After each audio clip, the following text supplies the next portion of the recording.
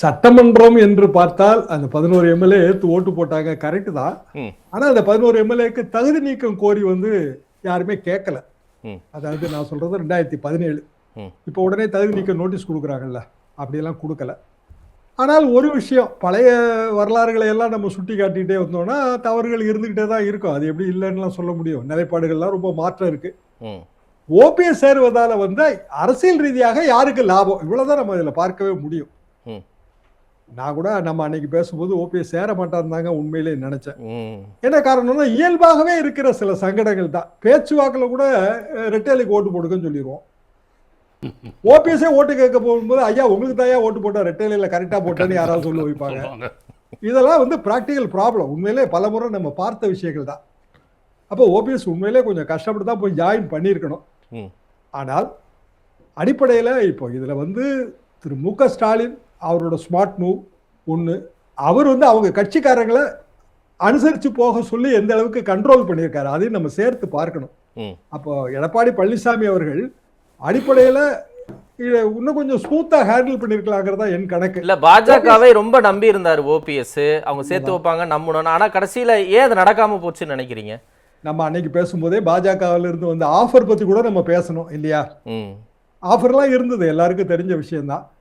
அப்போ பாஜக என்ன காரணத்தினால இவரை கைவிட்டதுன்னு என்னால் புரிஞ்சுக்க முடியல. இப்போ எடப்பாடி பழனிசாமி அவர்களே சொல்றாரு, என்டிஏல ஏற்கனவே பல கட்சிகள் இருந்தது, நாங்க என்டிஏல சேர்ந்திருக்கிறோம் அப்படித்தானே அவர் சொன்னாரு ஒரு 2 தினங்களுக்கு முன்பு.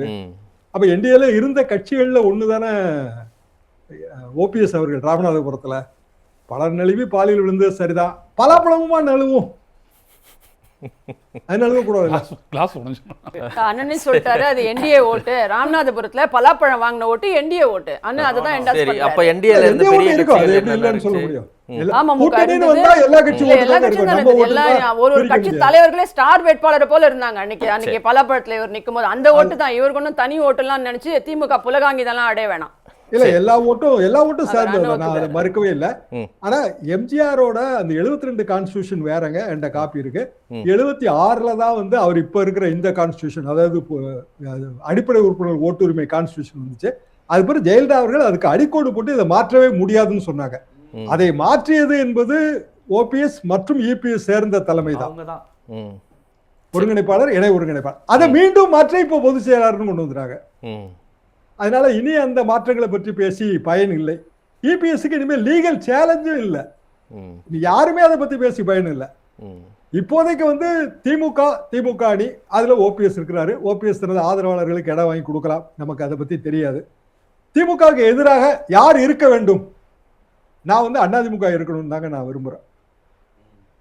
ஏன்னா தேசிய ஓட்டு வங்கி நமக்கு தேவையில்லை. தேவையில்லைன்னா நம்ம ஆட்சிக்கே வரவிடக்கூடாது, அதிகாரத்துக்கு வரவிடக்கூடாதுங்க.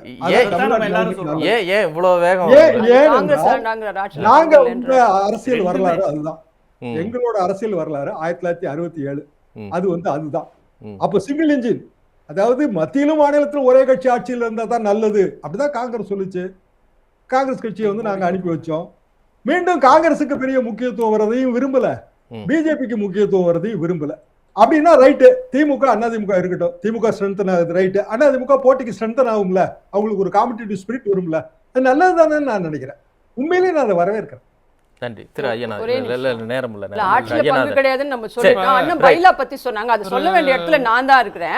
அதாவது சொல்றேன், அது தொண்டர்கள் தலைவரை தேர்ந்தெடுக்காம நேரடியா எல்லாம் எதையும் மாத்தல. அதாவது 3 ஆண்டுகளுக்கு ஒரு முறை உட்கட்சி தேர்தல் நடத்தி அவங்க தான் அந்த பொதுக்குழு உறுப்பினர்கள், அந்த பாடி வட்டம் வரைக்கும் கிளை வரைக்கும் நாங்க தான் தொண்டர்கள் தான் ஓட்டு போட்டு அதை ரெடி பண்றாங்க. அந்த பொதுக்குழு உறுப்பினர்கள் தான் தலைவரை தேர்ந்தெடுக்கிறாங்க பொதுக்குழு கூட்டி. இதுல எந்த பெரிய மாற்றம் எல்லாம் கிடையாது, பெரிய டிராஸ்டிக் சேஞ்ச் கிடையாது.